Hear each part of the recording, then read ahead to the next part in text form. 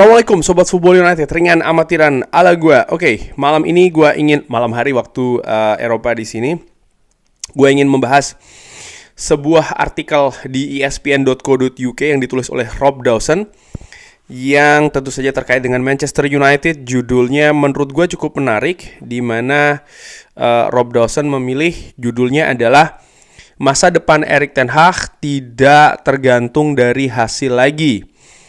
Oke, Manchester United seri 1-1 dengan Burnley di Old Trafford di hari Sabtu. Tapi hasil tidak lagi satu-satunya hal yang penting untuk manajer Erik ten Hag. Kita telah mencapai poin di mana segalanya ini dilihat dari sudut pandang untuk masa depan manajer asal Belanda. Setiap pertandingan, setiap performa, apakah ini bisa iya atau tidak? Apakah positif atau negatif? Apakah Erik ten Hag masih akan berada di klub musim depan? Atau tentu saja ya, musim menyedihkan ini telah terlalu merusak? Hanya Sir Jim Ratcliffe dan Ineos, tim dari Ineos yang akan tahu jawabannya. Yaitu adalah ketika mereka telah menyelesaikan segalanya, artinya musim ini telah selesai. Dari sini gue simpulkan ya, Manchester United tentu saja sudah tersingkir dari tiket Liga Champions ya kan. Mengenai Europa League, mungkin ini hal yang paling tinggi kalau menurut gue yang bisa diraih ya. Terkait dengan tiket ke Eropa, tentu saja masih ada peluang di FA untuk bisa menjadi juara atau mendapatkan trofi. Nah, tadi Rob Dawson mengatakan bukan lagi soal masalah hasil, tapi ternyata justru dilihat lebih detail lagi tentang performa, tentang keadaan skuad, dan menurut gua bisa jadi akan diselami lebih jauh juga ya, termasuk juga bagaimana kondisi dressing room, bagaimana karakter mental dari tim ini. Banyak hal menurut gue yang akan dilihat oleh Sir Jim Ratcliffe dan juga Ineos, itu dari faktor internal dan tentu saja juga faktor eksternal. Problemnya ini tentu saja telah dilihat ya, bukan hanya di depan layar tapi juga di belakang layar, yang memposisikan kalau posisi dari Erik ten Hag ini sebagai on trial atau sebagai percobaan.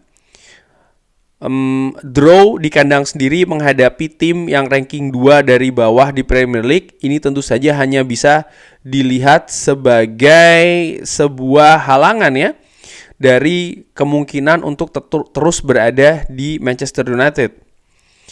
Ini tidak seharusnya terjadi, kata Erik ten Hag ketika ditanyai tentang bagaimana gol penyama kedudukan oleh Burnley di menit-menit akhir. Ini juga tidak penting ini juga sesuatu yang tidak penting ya, terutama ketika Anda ini telah bekerja keras dan bekerja bagus secara bersama-sama. Kita bekerja keras dan mengontrol pertandingan dan kita memiliki banyak sekali peluang. Dan sebagian besar pertandingan ini adalah milik kita, tapi setelahnya kita membuang-buang hal tersebut. Dan ya ini menunjukkan adanya frustrasi dari Erik ten Hag. Gue hari ini menyaksikan bagaimana di North London Derby ya kan, Tottenham Hotspur kalah menghadapi Arsenal. Tentu saja ini menjadi semacam kayak penghenti juga kan ya, performa ataupun juga rekor positif dari Tottenham Hotspur terutama setelah tahun baru.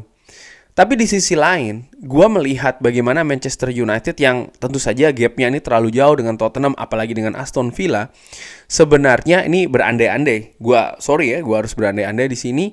Kalau Manchester United bisa menjaga kemenangan ketika menghadapi Brentford, bisa menjaga kemenangan ketika menghadapi Chelsea, dan justru tidak kalah bahkan ya ketika menghadapi Chelsea, ketika bisa menjaga kemenangan ketika menghadapi Liverpool di mana Manchester United memasuki menit ke-80-an masih unggul 2-1, dan katakanlah ketika menghadapi Burnley, Manchester United juga mampu menjaga kemenangan yang diraih. Ini sudah menempatkan posisi Manchester United paling tidak masih berpeluang untuk bisa finish di posisi lebih tinggi sekaligus juga bersaing ke tiket Liga Champions. Tapi sayang justru di pertandingan-pertandingan yang Manchester United sebenarnya sudah menggenggam kemenangan ya, di saat-saat sempit seperti ini Manchester United justru melepas.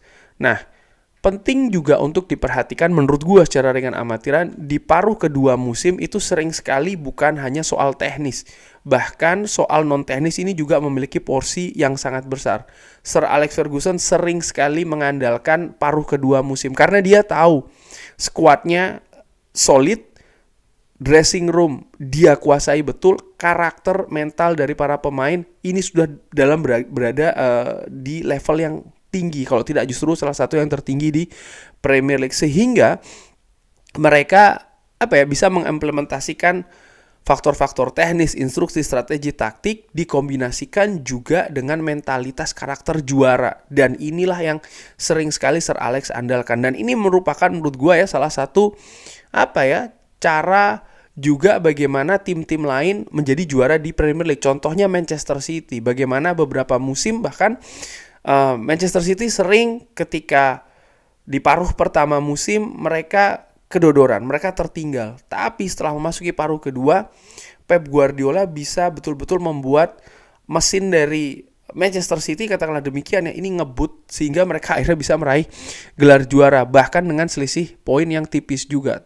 Menurut gue ini faktornya hampir sama. Gue menyebutkan tentang masalah Sir Alex Ferguson, mungkin ada beberapa ada beberapa fans Manchester United termasuk sobat bulat, bang itu kan sudah masa lalu, bang jangan ungkit-ungkit Sir Alex. Enggak, bukan masalah ungkat-ungkitnya, tapi ada faktor yang menurut gue masih dan sangat relevan sampai dengan saat ini. Mental dan juga karakter ini penting.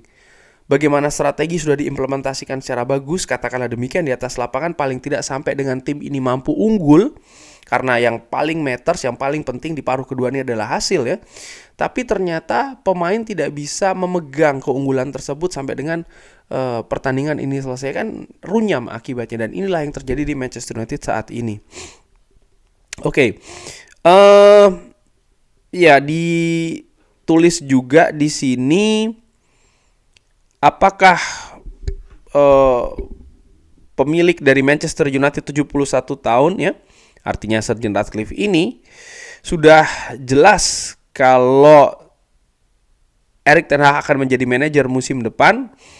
Apakah ini juga akan mengenyahkan segala suara-suara yang lain ya, artinya pendapat-pendapat yang lain, ini juga masih belum jelas. Sir Jim Ratcliffe tentu saja memberikan banyak interview setelah kepemilikan dia mendapatkan kepemilikan di Manchester United, dikonfirmasi di bulan Februari yang lalu. Tapi setiap kali subjek ini ditanyakan terkait dengan manajer, Sir Jim Ratcliffe ini memilih untuk menyembunyikan jawabannya. Nah, ini membuat juga banyak spekulasi dan juga kemungkinan yang masih terus terbuka. Di sisi lain, dituliskan juga di artikel ini bagaimana mantan manajer dari Ajax ini bisa membuat juga memiliki poin-poin positif. Dia masih ada 1 tahun tersisa di kontraknya.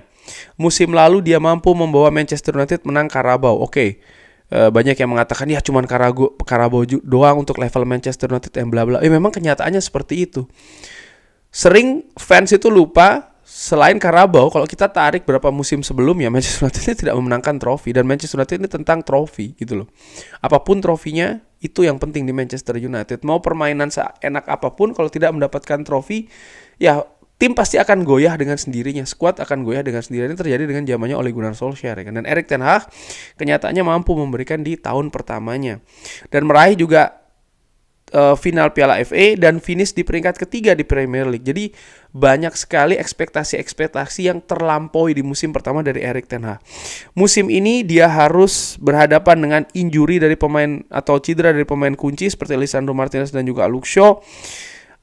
Dan walaupun demikian masih bisa meraih 2 final beruntun di FA Cup dan bisa memenangkan trofi keduanya ya di musim ini juga. Dia juga membawa pemain-pemain muda bisa tampil secara cemerlang dengan konsisten. Alejandro Garnacho, Kobbie Mainoo ini bisa menjadi anggota skuad utama dari tim Manchester United secara reguler, dan juga bagaimana dia bisa mengimprove atau mengembangkan pemain-pemain senior seperti Diogo Dalot. Ini tentu saja akan mengakibatkan seperti kayak ada faktor pro dan juga kontra terkait dengan Erik ten Hag, di mana sebenarnya gue sudah menulis atau bukan menulis ya, sudah membahas ini di video sebelumnya. Oke.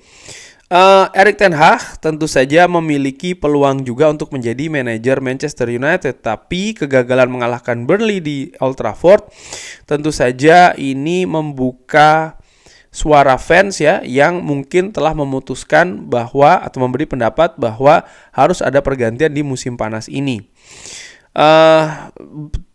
Tanpa keputusan yang definitif dari Sir Jim Ratcliffe dan juga Ineos, Erik ten Hag akan bergerak ke pertandingan selanjutnya menghadapi Crystal Palace di 9 hari. Setelah hasil yang mengecewakan di musim ini, pekan ini akan banyak dipenuhi oleh pertanyaan-pertanyaan yang aneh. Dan tentu saja pertanyaan-pertanyaan tersebut mungkin tidak akan dijawab oleh Erik ten Hag. Dan penilaian juga akan terjadi di Selhurst Park untuk memberikan situasi haruskah manajer dari Manchester United ini stay atau pergi. Seperti dikatakan sih sebenarnya ya di awal artikel, nampaknya memang bukan hanya tentang hasil saja. Hasil sudah hampir dapat dipastikan, dan kemungkinan terburuknya pun juga bisa dilihat. Manchester United tidak berlaga di Eropa musim depan dan juga gagal mendapatkan trofi sama sekali musim ini. Tapi tentu saja ada banyak faktor lain juga yang harus dilihat oleh Ineos ya kan, termasuk juga bagaimana kompensasi, bagaimana juga di bursa pelatih atau manajer di Eropa saat ini siapa-siapa saja tersedia, siapa-siapa yang memungkinkan untuk didatangkan, bagaimana juga manajemen dari Manchester United yang baru ini belum hadir, dan menurut gue ini merupakan faktor penting juga ya untuk menentukan siapa pelatih ataupun manajer selanjutnya, jangka panjangnya seperti apa, jangka menengahnya seperti apa, lalu juga para pemain ini akan seperti banyak hal menurut gue yang akan berkaitan satu sama lain, yang bisa jadi muaranya yaitu adalah manajer akan diberikan satu musim lagi atau akan langsung digantikan di musim panas nanti. Kurang lebih demikian. Bagaimana menurut Sobat Football United? Seperti biasa drop di kolom komen. Terima kasih sudah menyaksikan. Jangan lupa like, subscribe. Wassalamualaikum warahmatullahi wabarakatuh. Thank you.